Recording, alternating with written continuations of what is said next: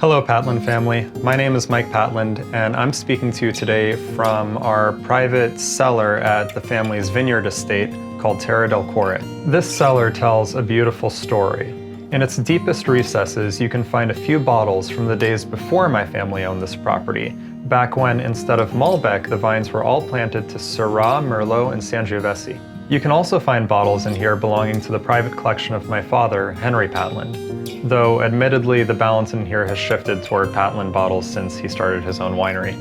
For the most part, you can find library vintages of Patland wine all around me, dating back to our first vintage, 2007. Today, I want to talk about one wine in particular, so let's fast forward to 2013. That was the year that my parents, Henry and Olga, traveled to Portugal.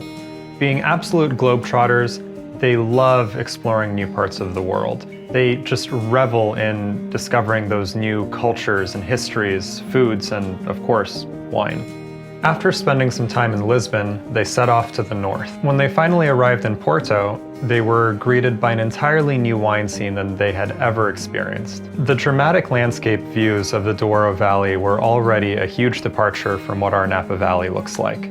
What really struck them, though, was the style of fortified dessert wine called port. When they returned home, they sat down with our winemaker to discuss their findings. They told him that the wines were beautiful, but just a touch sweet for their taste. In response, our winemaker told them that he could make a beautiful, drier style of port.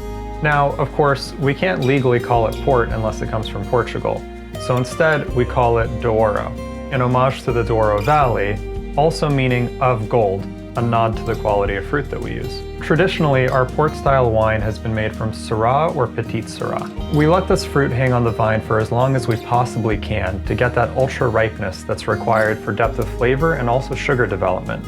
As the juice ferments in the winery, we then arrest that fermentation with the addition of ultra-premium brandy. We source this brandy from a local 7th generation master cognac distiller. The marriage of these two quality elements is what really makes our own particular brand of Napa Valley dessert wine. With every vintage, you can expect a really unctuous, inky, opulent, luscious red wine. On the palate, you'll find flavors of baker's chocolate, blueberry pie, brandied cherries, and orange marmalade. On the nose, brimming with aromas of intense black fruit, boysenberry, orange peel, and creme brulee.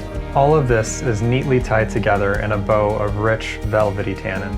This wine is incredibly luxurious, generous in its fruit, but restrained in its structure. While we aim to create an expressive wine, we never want to make one that's cloyingly sweet.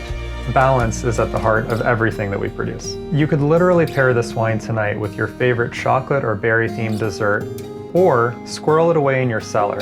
As the years go by, this wine will only become more focused and elegant. Thank you so much for joining me. I look forward to sharing this wine with you. Cheers.